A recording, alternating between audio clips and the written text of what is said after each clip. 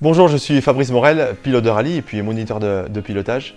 Et je suis très heureux de vous retrouver pour cette nouvelle série de tutos proposée par GT2i. Donc aujourd'hui, j'ai choisi de vous parler de liquide de refroidissement. Un liquide de refroidissement assez particulier, assez sophistiqué de la marque Evans, que vous voyez ici. Alors on a deux bidons, je vais expliquer pourquoi on a deux bidons. Donc c'est un liquide de refroidissement qui est prévu vraiment pour être utilisé dans des conditions de température très élevée, vu qu'il a un point d'ébullition de 180 degrés. C'est un liquide de refroidissement qui ne possède pas d'eau, contrairement au liquide de refroidissement classique, notamment contre la corrosion, et ce qui permet aussi d'avoir un meilleur échange thermique afin de capter la température moteur et d'avoir un meilleur refroidissement. Donc si vous avez vraiment des problèmes de température, vraiment vous avez le produit idéal devant vous. Alors, il nécessite une mise en œuvre particulière pour que ce liquide de refroidissement fonctionne de façon idéale. C'est-à-dire que vous allez voir, on va le faire en plusieurs étapes.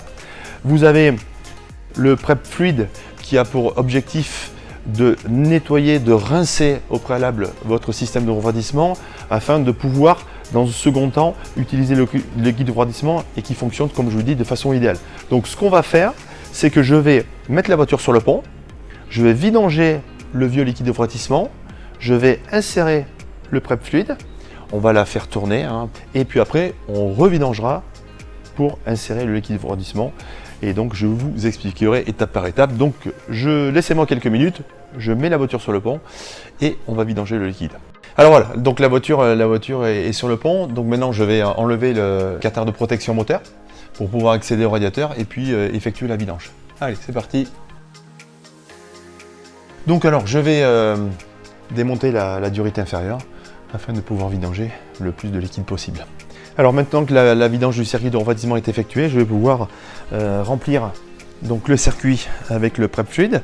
Vérifiez avant votre achat chez GT2i la contenance de votre circuit de refroidissement parce que souvent, la plupart des voitures, vous avez besoin de plus de 5 litres, soit pour rincer, soit pour mettre le liquide de refroidissement final. On est parti pour le remplissage.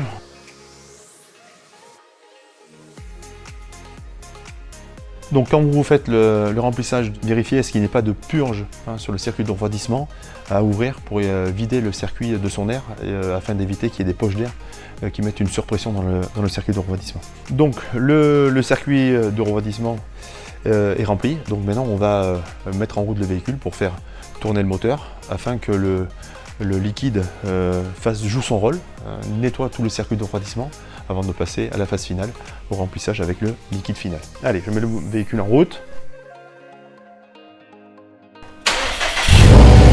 Voilà, donc ça y est, le prep fluide a fait son action. J'ai laissé tourner le moteur environ 15 minutes pour laisser le temps au liquide de nettoyer tout le circuit de refroidissement. Et puis maintenant, on va pouvoir de nouveau revidanger le liquide. Attention, la voiture est chaude, donc moi j'ai laissé la voiture refroidir. Je vais pouvoir passer à la vidange du circuit avant de remettre le liquide. Alors on va vérifier l'efficacité du système. Ah oui, effectivement, je ne sais pas si vous vous rappelez, mais le liquide qu'on a mis dans le circuit moteur était transparent et vous voyez toutes les impuretés. Pourtant, la vidange du circuit de refroidissement n'est pas très vieille. On voit l'efficacité du produit. On voit les résidus d'huile, on voit tous les résidus du circuit de refroidissement qui ont été enlevés. Voilà, donc on va pouvoir mettre le liquide final. Voilà, après avoir de nouveau revidangé, on va remplir avec le liquide final. Allez, je vais essayer de m'appliquer. Ne jamais le mettre plus haut que le maximum. Donc pareil, donc maintenant on va contrôler, on va remettre le moteur en route, le refaire chauffer pour voir si le circuit de refroidissement, il n'y a pas de bulle d'air à l'intérieur. Et puis après le tour est joué. Je vous le dis, le liquide de refroidissement donc, est à la vie du véhicule. Vous allez devoir apposer l'autocollant pour prévenir les gens qui intervenaient sur votre véhicule de ne pas remplir avec un véhicule classique. Et prévoyez peut-être d'emmener avec vous un petit bidon au cas où il faille faire un appoint dans le circuit d'eau. Allez, je referme. On laisse de nouveau tourner, on va revenir d'ici 10 minutes, un quart d'heure, histoire que le moteur ait repris sa température de fonctionnement. Voilà, donc j'ai rempli les circuits de refroidissement avec le Power Cool. Donc pensez que ce liquide de refroidissement est à vie du véhicule.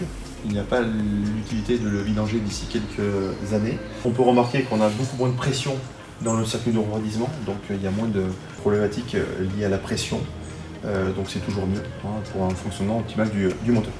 Voilà, écoutez, allez, on va fermer le moteur et puis on va aller sur la piste. Merci à tous d'avoir suivi ces différents tutos, en espérant qu'ils vous ont plu.